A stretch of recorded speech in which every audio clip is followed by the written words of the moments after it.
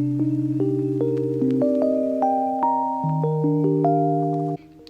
friends, welcome back to our channel and thanks for tuning in to this week's video. We are slowly getting back into DIY projects and we're starting off easy with a neutral but bold color block accent along our staircase landing. Now, when we moved into our home back in 2016, it was all painted accessible beige, which is not my favorite. Since then, Bernard has slowly been working on repainting all the walls pure white. He's made it halfway up the stairs and it's been a few years since he's gotten back to it. But now that we're adding this color block accent, it was finally time to finish painting that area.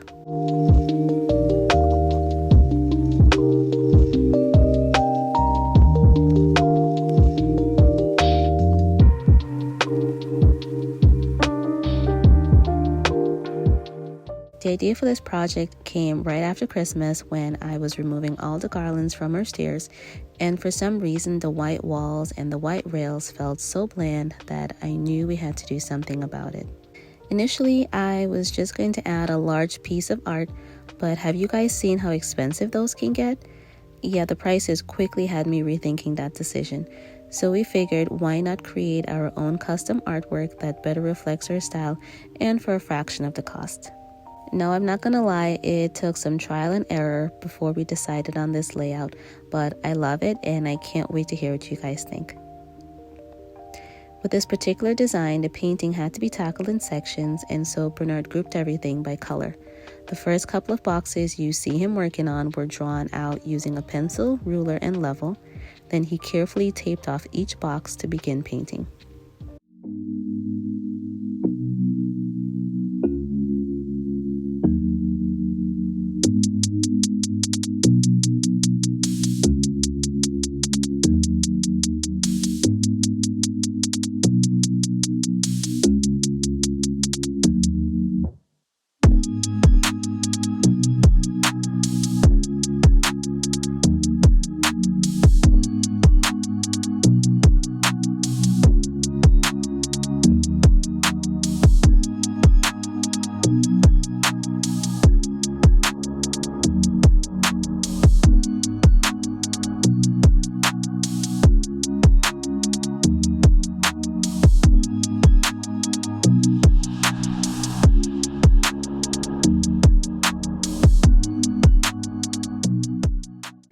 And of course, none of our paint projects would ever be complete without the paintable caulk technique for those crisp paint lines. Simply apply some caulk along the tape lines prior to painting and remember to remove the excess. Then paint as usual and remove the painter's tape immediately after. This method has never failed on textured walls.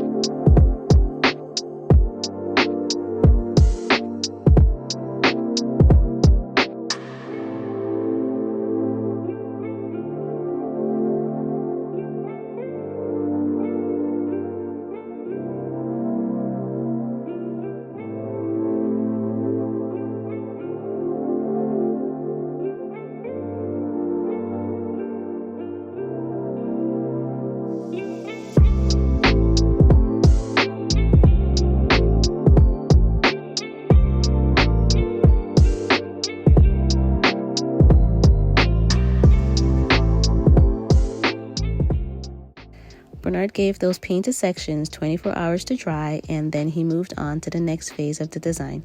Again, using a pencil, ruler, and level to draw everything out and then taping off the spaces.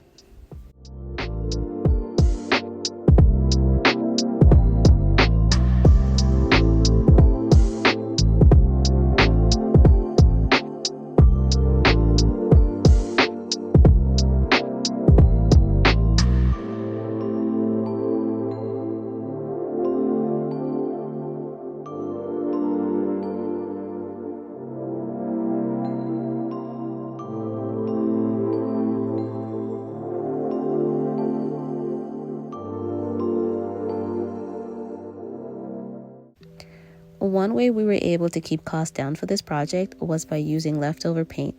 Now, I maintain a specific color palette in our home, and this was a great way to keep that consistency.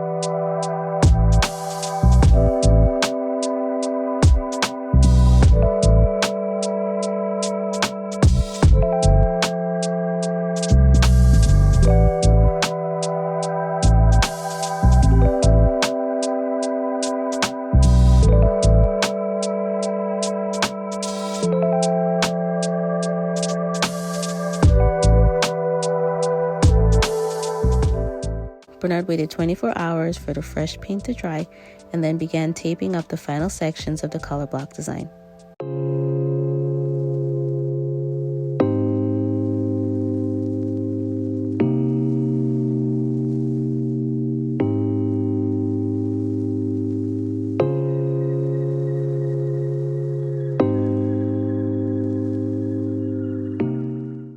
This is when the vision really started to come together, and trusting the process did pay off.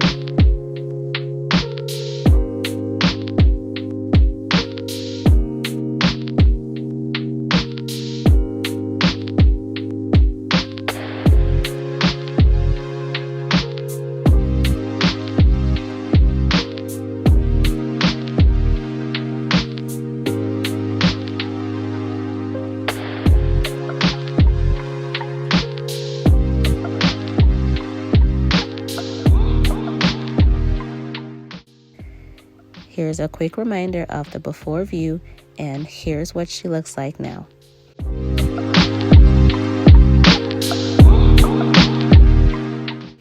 I love the uniqueness of this design and how perfectly the colors work together. Now, if you're truly considering recreating this design, then you'll want to head to her blog, which I linked in the description box, because there you'll find renderings that include the dimensions of all the boxes and spacings. I also linked some of Bernard's favorite paint supplies. Don't forget to give this video a thumbs up, and we'll see you next time.